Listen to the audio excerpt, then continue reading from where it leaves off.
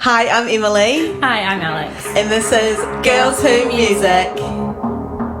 Kia ora everyone, welcome to Girls Who Music. We are here with the lovely Theia. Welcome. Kia ora, kia ora. How are you? I'm so good. Y'all are very cute. Aww. And the manakitanga I was saying is off the charts because I walk in, coffee, water. Well, Amazing. We've got to make you comfortable. What more do you need? Exactly. Yeah. Exactly. We want you to feel welcome. Absolutely. I'm hydrated. I am caffeinated. Ready to go for the day. I am. We start off every podcast episode with a song of the week, which is basically like a song that you've really been enjoying or has like really been resonating with you recently. Rosalia's latest drop, Berghain. I don't actually know how to say it. It's German, but Berghain or Berghain, whatever. Yes. I just know it's the exclusive club that people try so hard to throw fits for and often get denied because there's no rule or reason as to who they let in. Yeah. That song is next level. Bjork, Eve Tumor, it's profound. It's an opera in your ears. I mean, she's a genius. I cannot is. wait for her album to come out. Same. It's going to be I can't wait. unreal. Yeah, she's the best. Yeah. I really love what she does. Me too. She That's is so cool. Yeah, I love yeah. that. I love the Yeah. energy you brought with that. so good. Great song. Yeah. What's your song of the week, girl? My song of the week is Lady Lady by Olivia Dean. It's from her new album. Yeah, I've been like really listening to her new album on repeat lately. It's just like, I don't know, something about it. I just love it. She's just like summer. Yeah, she is. Like, she's just like, She's gorgeous. have you seen her before? No. Oh my gosh. We'll show you after. She's Yeah. just She's amazing. amazing. Yeah. Beautiful, gorgeous voice. Yeah. Gorgeous energy. Lady. That's me. What about Yeah. you? My song is Heist by Miss Bashful and DBBD. She We'll play you these songs afterwards. You'll be like, your music tastes are very different. Yeah. It's cool that we have different music tastes. But yeah, I've just been like getting into the summer spirit, obviously, because the weather's been so nice. And that song is just like hot and sexy and summery, and I love it. Oh, it is a very fun, sexy summer song. Very upbeat, very you. I love it. Tell us about you, about your whānau, about your upbringing, about how you came to the name Theia. Should I start with my PPH? Yes. Kia ora, I'd kia love ora. that. Ka pai, he uri tēnei no roto mai o Waikato tani wharau. Ko taupiri te maunga, ko Waikato te awa, ko Waikato te iwi, ko te whero te tangata, ko Ngāti Sipa, ko Ngāti Amaru, ko te ahiwaru ngōku hapu, ko Tauranga Nui, ko Ōrairoa, ko te kotaitanga ngōku marae, ko Kukutai, ko Karaka ngōku whānau, ko te āhau. He kaitito waiata, he manu tiori anō hoki ahau. Kia ora, that was great. Kia ora. I am a very proud descendant of the Waikato people. And how did I come upon the name Theia? Well, I think I actually had like 2 days to come up with the name before it was locked and loaded into the music video for Rome, my first song. Crazy. So I kind of just found myself sifting through different names. I was trying to find something that would grow with me and sound kind of fairly timeless if I was still going to be making music when I was like, a nanny. And that aesthetically looked cool and that sounded cool. And I liked Theia. She is in Greek mythology the goddess of the sun and bright shining. I liked, obviously within my mahi and my aesthetic, I like to dabble with and mix, dark and light and heaviness and hope and things like that. So it seemed great. Took a bit of getting used to, but now I'm like, hey, it just feels you? Feels really Yeah. natural. Yeah. Wow, Yeah. that's so cool. 2 days, that's crazy. Wow. Yeah, it was Wow. crazy. Do you remember other names that came to mind at that time that you were kind of dabbling into, or it was just I you don't, recall? but I do remember trying to figure out whether I liked it with the eye or without the eye. And then I did the eye, and then I saw how cute it would be with a love heart on it, and I was like, done. Yeah. Great. Sold. So, Okay. Yeah. That's beautiful. Yeah. So how did you get into music? Did you learn an instrument when you were younger? Did you start singing at a certain age and then kind of be like, I love this. I want to keep going and I want to make this my career? Like, what was the evolution for you? Good point. Well, I grew up in a very, very conservative Christian household where the music I listened to was heavily monitored, and so I never thought about the idea that this could be a career until I was, I think, like 13 or something, and I've been watching, I was in intermediate and a friend had like all of these Atomic Kitten tour documentary videos. Oh my God. And so I was like watching those and seeing, these girls like touring around and dancing and singing, and that was kind of like, oh, okay, cool. And then I would say I started off when I was around 7 writing poetry as a way to process my very deep kariaroto because I didn't really speak much and I, was the victim of a lot of, bullying and things. So it was kind of like my way of processing. And then it naturally turned into melodies being added, which obviously poems with melodies become waiata, which is cool. And then I would say when I was in high school, that's when I started seriously, not necessarily considering it as a career, but just considering it as an art form. And so then I just started to get into friends' studios, and then it kind of organically went from there, where then I was I would just send it off to the student radio stations and it started getting played there.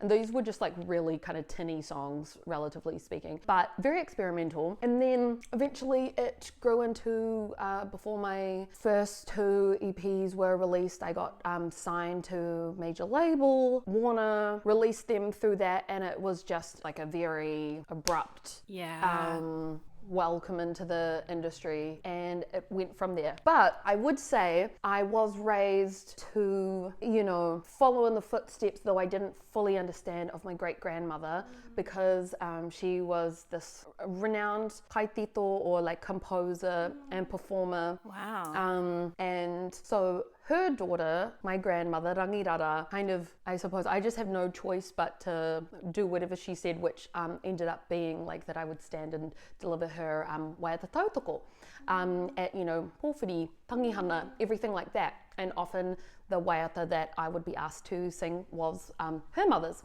And so I suppose it's only been in looking back and seeing, obviously, her influence and how I she was just everything to me.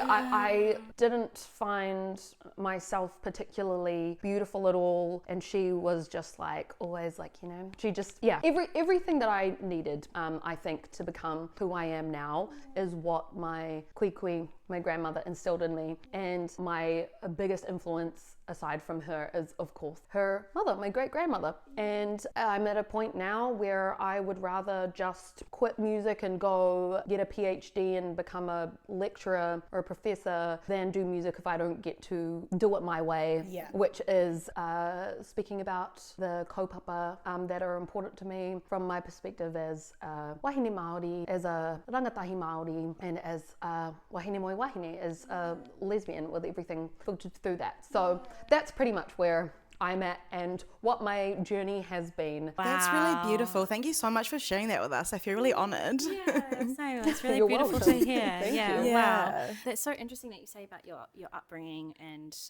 the types of music, I guess, that you were exposed to when you were younger, being monitored. Emily had a really similar experience. I was I can relate. I grew up in a very strict Christian household. It's really interesting. So Yeah. Oh, my bad. I just realized, sorry, I wanted to acknowledge, yes, the super conservative Christian upbringing where everything was monitored, but also at the same time, from when I was 7, I was in kapaka.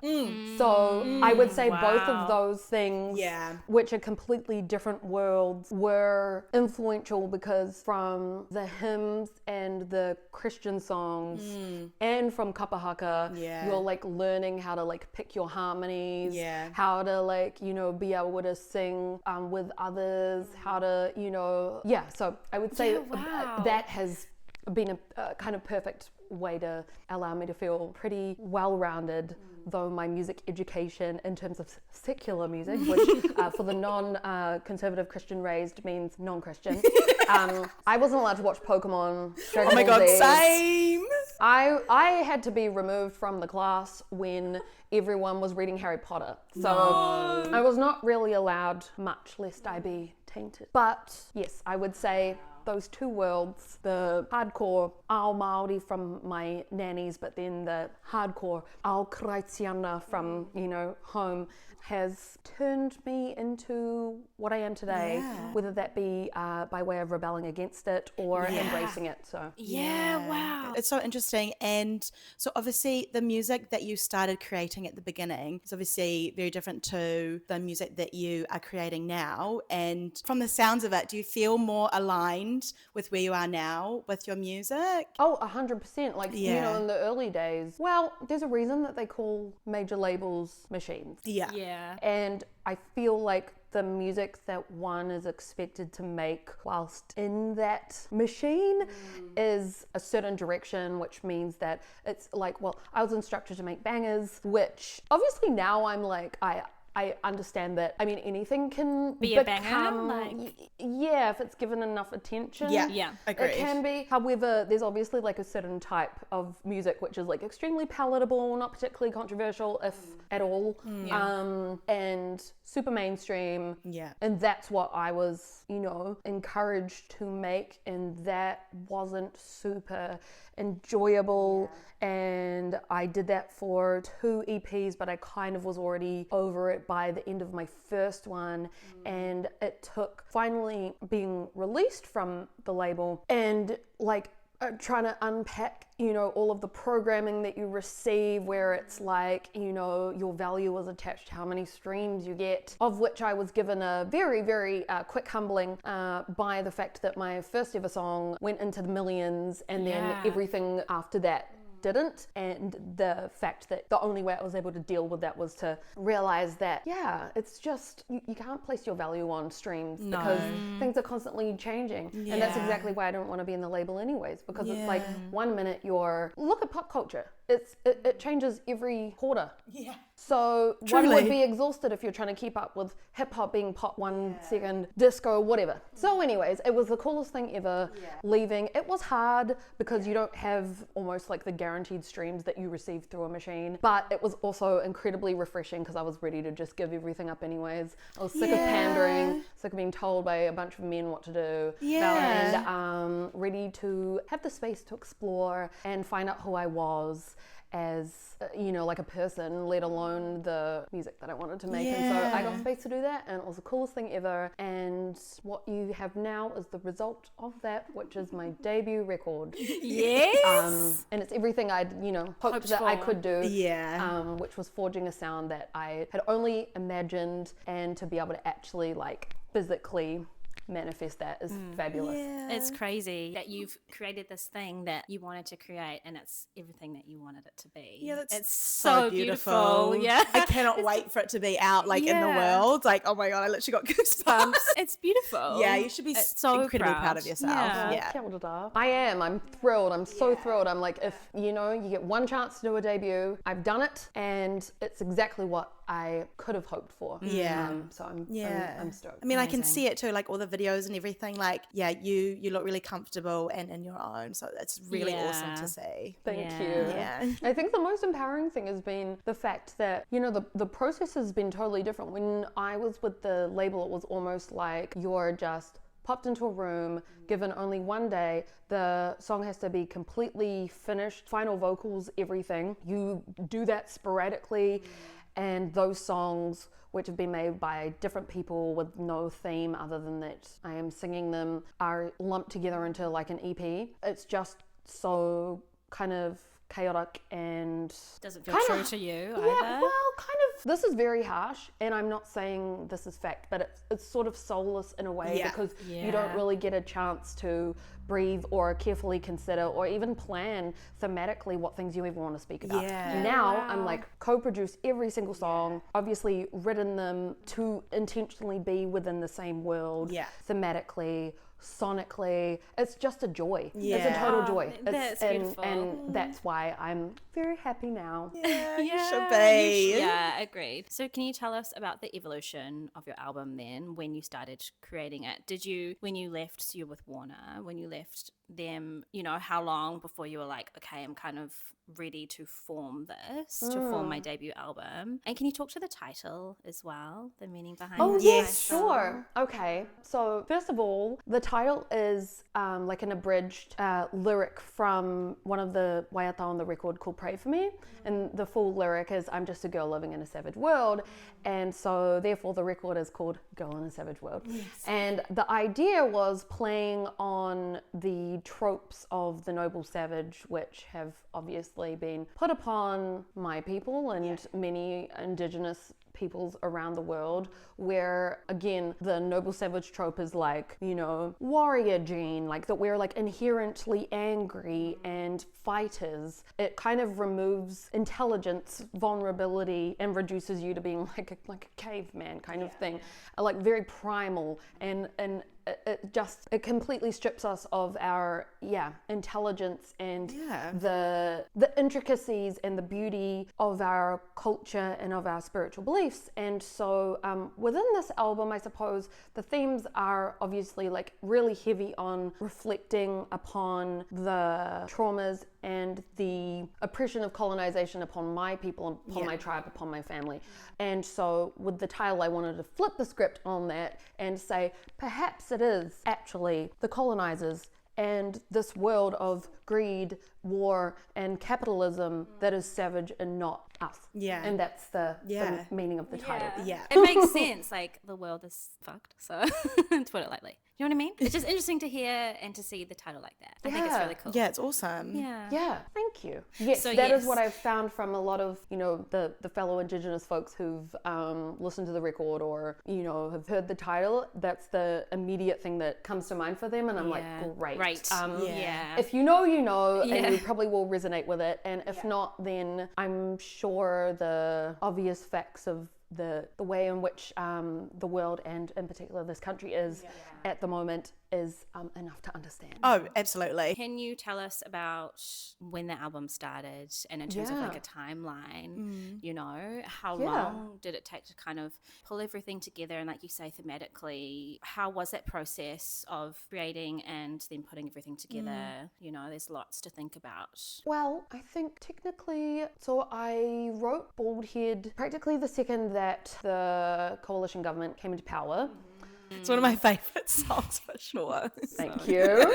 I'm thrilled you like it. And so that was like the first song, if you will, and it kind of set everything I was hoping that Bald Head would be in terms of the sonics of the record, which was like, I really just wanted to fuse Taonga with, well, in my opinion, the soundscape of, how should I say, yes, the soundtrack to our colonization, which is of course like, you know, harrowing marching drums and accordions and piano and guitar and strings and things like that, and mixing them together to make this kind of like post-apocalyptic, like medieval ethereal sound. And so I thankfully with my co-producer Abe was able to do that and execute that on Bald Head. And then immediately after Bald Head, again that was in Feb 2024, it ended up being released in September 2024. Practically the second that Bald Head was done, I already, like, everything just seemed to flow really well. I then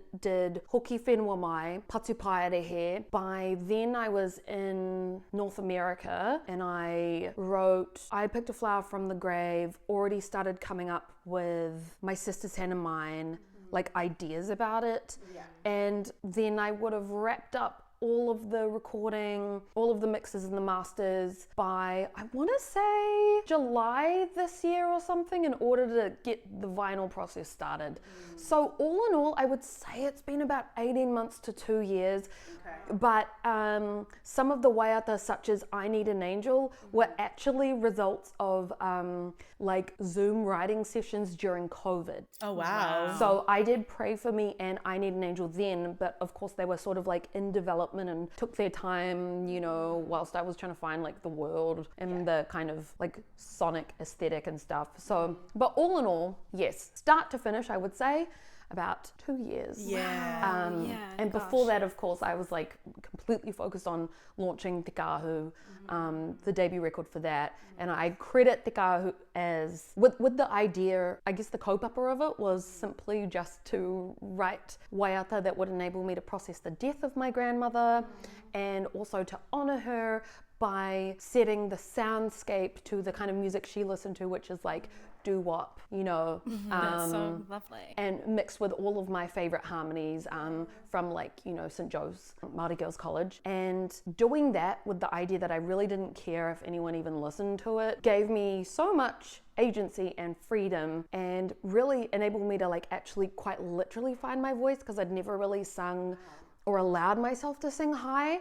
And then when I did, I was like, why didn't I get onto this earlier? It's like, I was like, oh my gosh, okay, this is like, it's so easy to sing up there. It's so fun to sing up there. It's like, I just felt like I was in heaven. An angel. And so I really credit that to allowing me to finally break away from all of my major label hang-ups and be able to just do whatever I wanted. Otherwise, like I said, I just don't see the point. I totally understand that. Right. We are in a place and time where you must choose where you're going to stand, what you're going to stand for. And if I don't get the freedom to do that, then I will just be on my way. We both definitely agree with that. So when you were creating your songs, do you kind of start off with like these ideas and themes, or do lyrics come first? What? Because from the sounds of the way that you were talking, you it seems like these ideas come in. You're like, okay, like yes, good. Like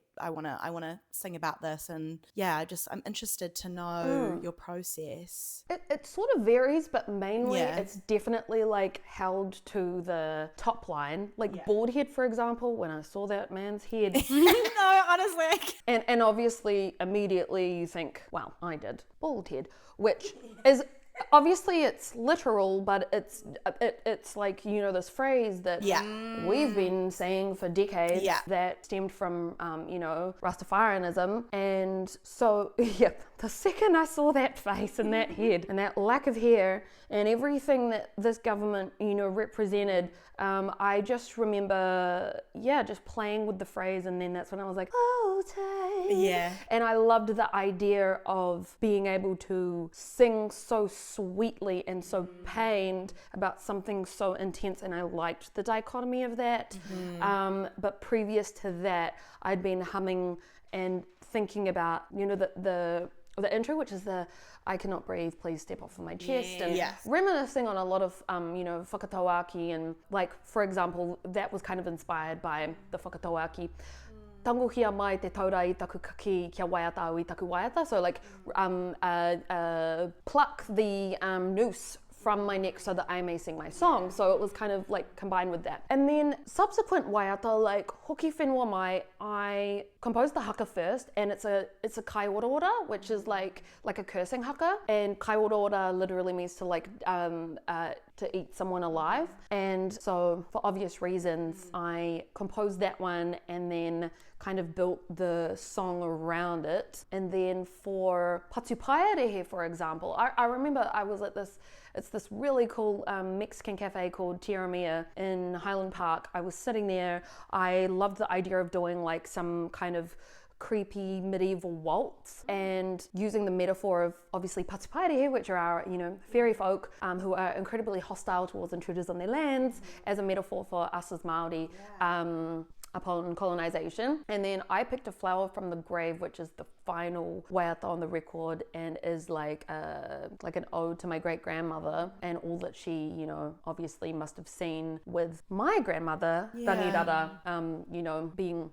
whipped until she bled at school for speaking the tongue that she was raised in, our native language. I remember I was in residency at Massey as the Māori artist in residence. I just turned on the voice memo on my phone and said I picked a flower from the grave of my great grandmother's pain, and then I recorded like the entire, like just the melody, and I kept it note for note. And then eventually, like, I wanted to, you know, carefully research so that I could imbue the lyrics with like facts that were really confronting, but was sort of a mix of like my grandmother's upbringing with some of the atrocities that occurred, like for example the punishments for our peaceful parihaka farmers, which was to literally be tied to horses and they were set off around the fields, which is really akin to lynching, you know. And so the process for that one was interesting because I'd been really inspired by listening to Tiny Grief Song by Sinead O'Connor, which is completely a cappella, and then Behind the Wall by Tracy Chapman, which is about domestic violence.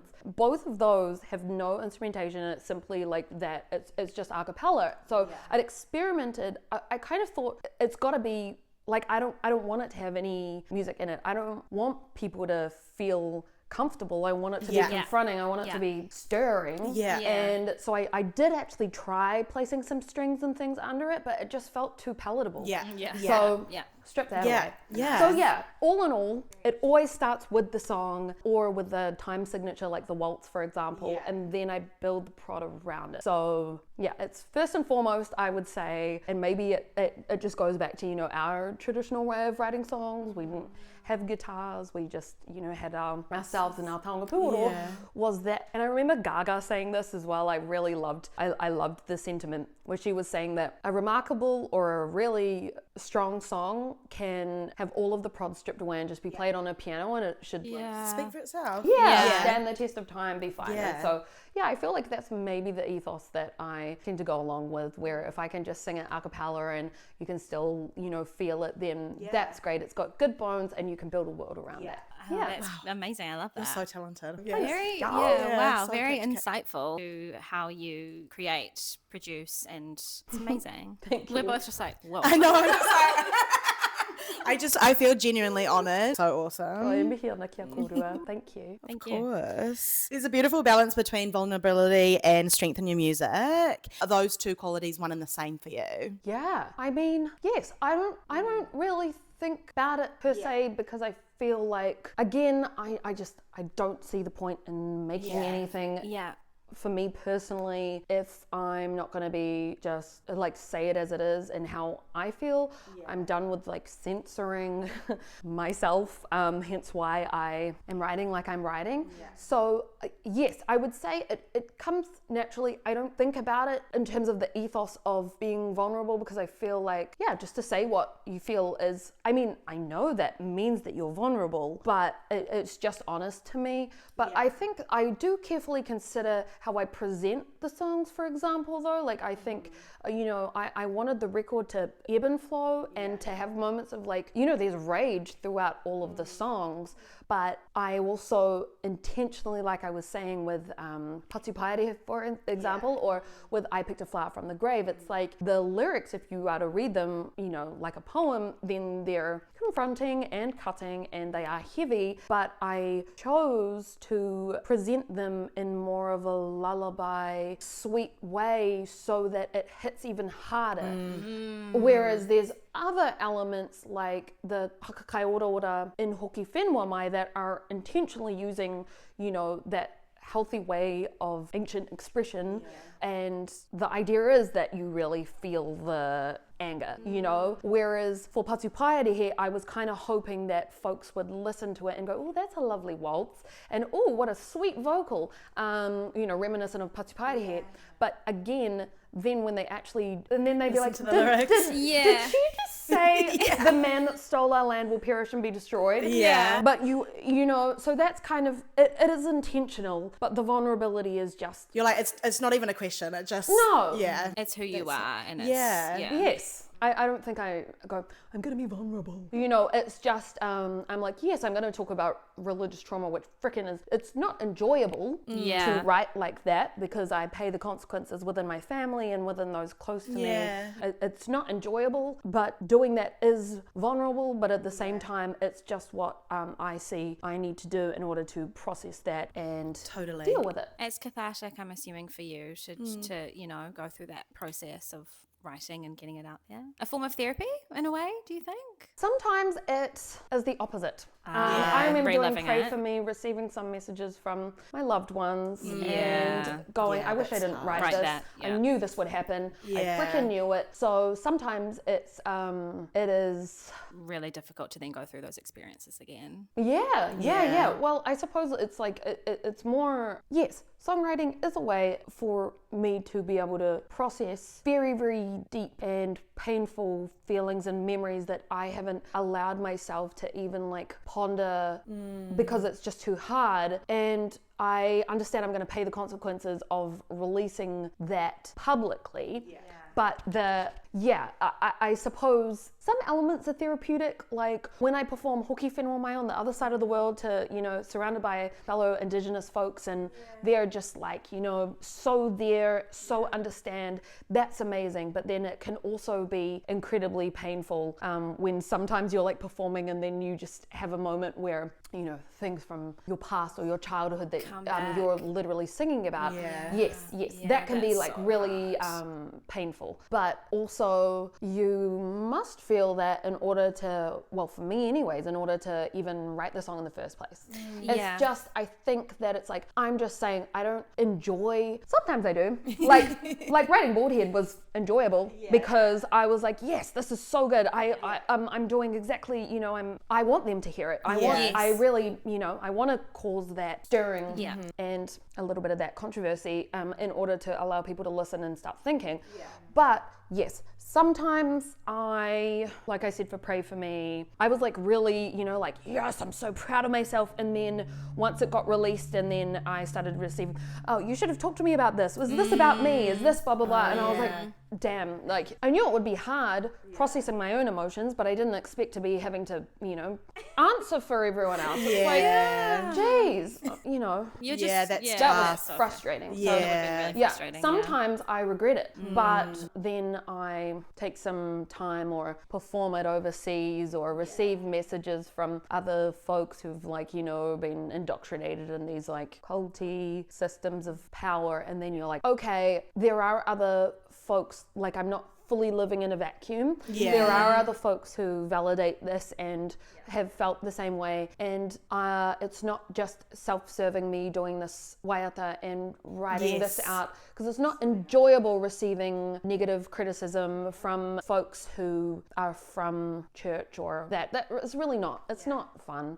but you do feel that sense of solidarity from other folks who, because sometimes it feels sort of, well, I understand that my experiences sometimes are relatively niche with the intersections of indigeneity and religion and things like that, but you go to Utah, like I went there a couple of months ago and performed and met a lot of other young POC who left the Mormon church and really, had listened to waiata like Pray For Me, like Baldhead, and had said, thank you. I wept. I heard the song that perfectly embodied my feelings of, hurt and being wounded and feeling like less than, and that like everything that you're programmed to be expected to be is contrary to who you are.